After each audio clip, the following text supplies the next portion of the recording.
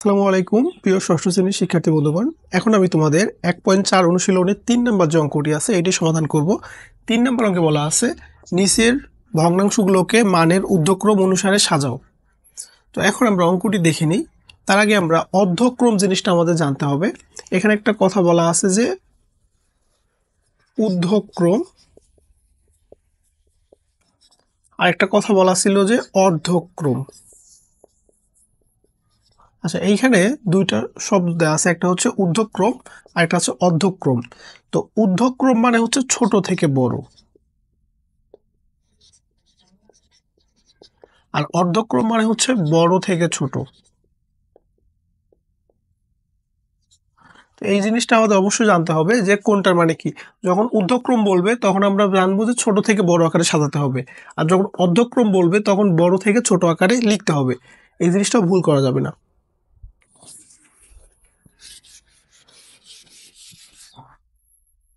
এখন আমরা ক নম্বর অঙ্কটি সমাধান করি।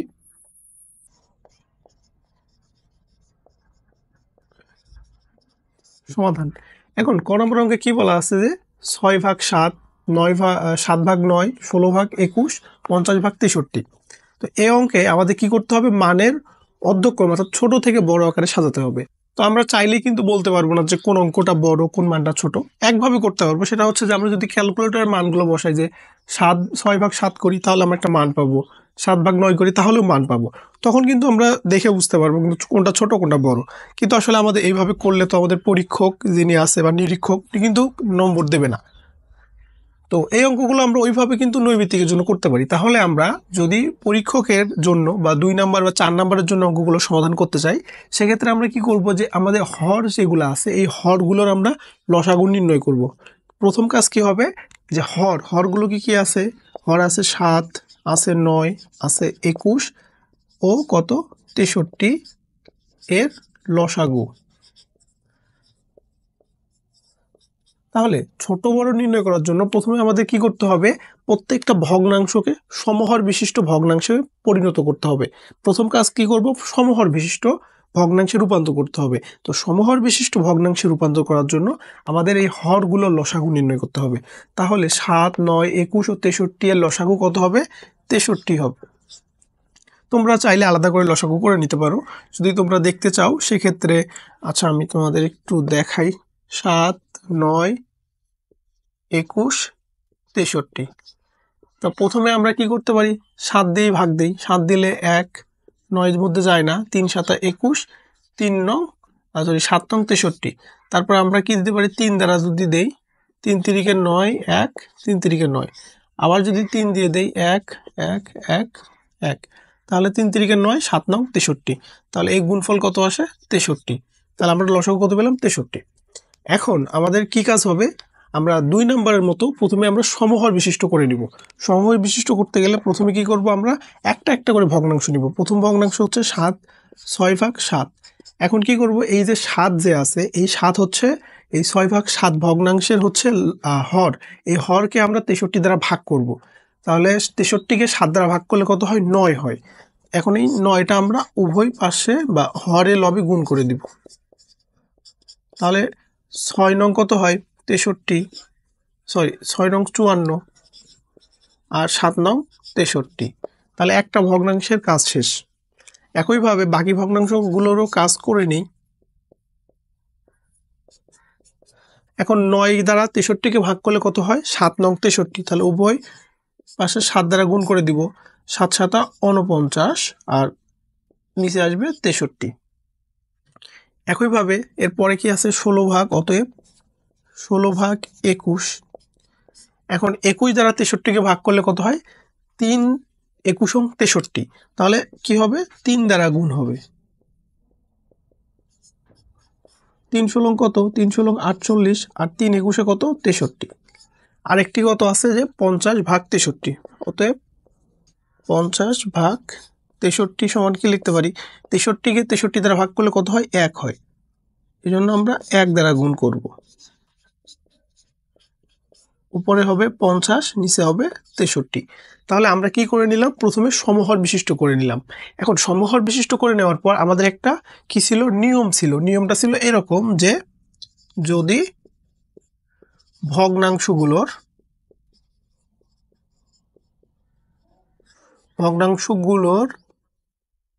যদি ভগ্নাংশগুলো সমহর বিশিষ্ট হয়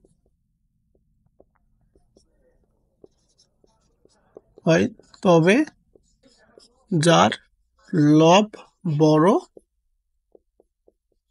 সেই ভগ্নাংশ বড় হবে।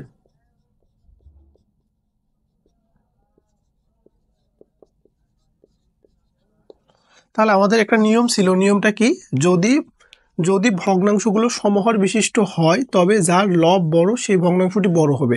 তাহলে 63, 63, 63, 63, তাহলে প্রত্যেকটা ভগ্নাংশই কি সমহর বিশিষ্ট।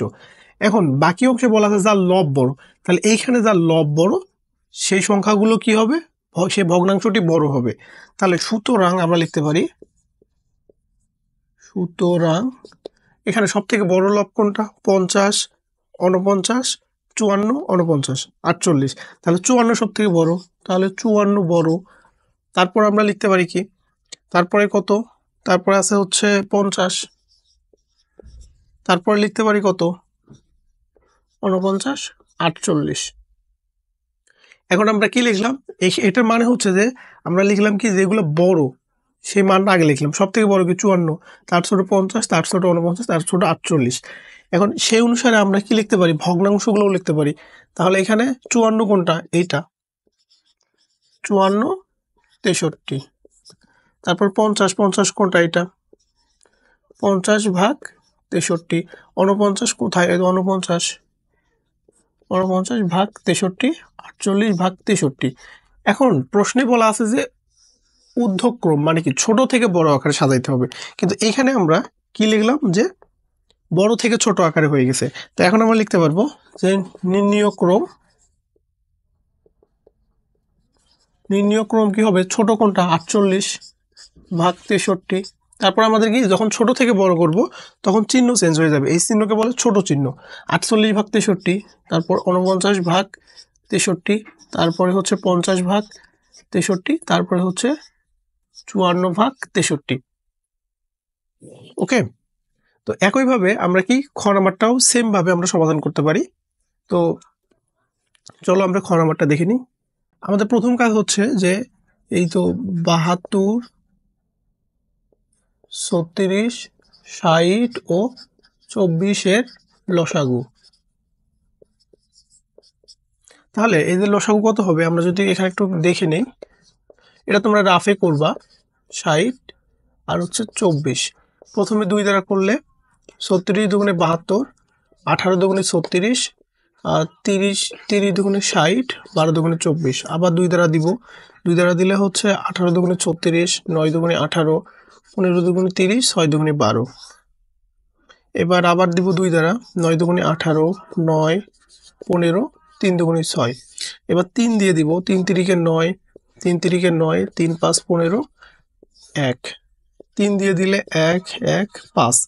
তাহলে লসাগু কত হবে, 2 গুণ 2, এখানে 3টা 2, 2, 3 গুণ 3 গুণ 5, 3 5 15, 3 15 45 দুগুণে 90, 90 দুগুণে হচ্ছে 180, 180 দুগুণে 360। তাহলে আমাদের লসাগু কত হইল, 360। এটা আমরা মিশাই দিব, এটা আমরা রাফে করে নিব। এখন আমাদের হচ্ছে প্রথম কাজ কি, এখানে আমরা 360 পেলাম। আমাদের প্রথম কাজ হচ্ছে সমহর বিশিষ্ট করে নেওয়া। তাহলে প্রথম ভগ্নাংশ কত, 65, নিচে হচ্ছে 72। এখন 72 দ্বারা যদি আমি 36, 360কে ভাগ করি তাহলে কত হয়, আমরা একটু দেখি। 5 দ্বারা করলে 5 দুগুণে 10, 5 সাথে 5। তাহলে আমরা কি 65 গুণ 5, 72 গুণ 5, আমরা কি করলাম, 5 দ্বারা এই যে হর দ্বারা 360কে, 72 দ্বারা 360কে ভাগ করলে 5, উভয় পক্ষে 5 গুণ করে দিলাম। 72 গুণ 5 সমান 360, আর 5 5 25 আর 5, 5 6 30, 32, কত পেলাম, 325। একইভাবে পরবর্তী হচ্ছে 31 আর হচ্ছে 36। এখন 36 দ্বারা 360কে ভাগ করলে কত হয়, 10। তাহলে আমরা গুণ করে দিব 10 দ্বারা, 36 গুণ 10, নিচে আসে 360, উপরে আসে 310। পরবর্তী ভগ্নাংশ কত, 53 ভাগ 60। তো 53 ভাগ 60 এখন যদি হচ্ছে আমরা কতবার নিতে পারি, আমরা যদি 6 বার নেই, হ্যাঁ 6 6 36 ঠিক আছে, তাহলে ভাগ করলে কতবার যাবে 6, তাহলে 60 গুণ 6, আমরা 60 দ্বারা 360কে ভাগ করলাম, তাহলে কয়বার যায় 6 বার। আর এখানে 53 ভাগ গুণ 6, তাহলে 60কে 6 6 36 360 আর 3 6 18 8 5 6 30 31 18, আর একটি আছে কত 17 ভাগ 24। এখন 24 দ্বারা 360কে যদি আমরা ভাগ করি তাহলে হচ্ছে 24 দোকানে 48, এই ভাগটা একটু করে নিব আমরা, 360 ভাগ কত 24, একবার যায়, একবার গেলে 24, বিয়োগ করলে হচ্ছে 2 120, তাই না? 24 দোকানে 8 2 1 120, 120 কয়বার যায় 5 বার যদি দেই, 4 বাসা 20 0 5 দুগুণে 10 12, তাহলে কত 15, তাহলে কতবার যাচ্ছে 15 বার, তাই না? তাহলে আমরা 17 গুণ 15 আর 24 গুণ 15, তাহলে 24 গুণ 15 কত 360, আর 17 গুণ 15 আমরা করে নিই, 17 15 5 7 35 5 5 আর হচ্ছে 3 8 7 1 5 8 7 15 5 2 255, এগুলো মিশাই দিই, সরি 255, ওকে 255। তাহলে আমরা এখন সমহর বিশিষ্ট করলাম। তো সমহর বিশিষ্ট করার পর আমরা পূর্বের অঙ্কে একটা নিয়ম দেখলাম, নিয়মটা কি ছিল যে যদি ভগ্নাংশগুলো সমহর বিশিষ্ট হয় তাহলে যার লব বড় সেই ভগ্নাংশটাই বড় হবে, তাই না? তাহলে আমরা এখন লিখতে পারি যে সুতরাং এখানে আমাদের সবথেকে বড় হর কোনটা, এখানে আমরা ছোট থেকেও লিখতে পারি, তাহলে 255 ছোট, তাহলে তার থেকে বড় কত 310, তার থেকে বড় কোনটা 310 এর পর আছে 318, তার থেকে বড় হচ্ছে 325। তাহলে এটা আমরা কি লিখলাম একটু চিন্তা করো, পূর্বের অঙ্কে আমরা বলেছিলাম যে যদি ভগ্নাংশগুলো সমহর বিশিষ্ট হয় তাহলে যার লব বড় সে ভগ্নাংশটা কি হবে বড় হবে, যার লব ছোট সেই ভগ্নাংশটা ছোট হবে। তাহলে সমহর বিশিষ্ট সেহেতু আমরা এখানে লব সব থেকে ছোট কত 255, তাহলে এই ভগ্নাংশটা সবার ছোট, তাহলে 255 থেকে বড় কত 310, এই তো 310, তার থেকে বড় 318, তার থেকে বড় হচ্ছে 325। তো এখন আমরা লিখতে পারি অতএব 255 ভাগ 360, এই তো 310 ভাগ 360, আচ্ছা 360 কই পাচ্ছে, আমি এখন ভগ্নাংশগুলো লিখতেছি, ওকে 318 360 325 360। এখন অতএব নির্ণীয় ক্রম সমান কি 255 ভাগ 360 310 ভাগ 360 318 ভাগ 360, একটা হচ্ছে 325 ভাগ 360।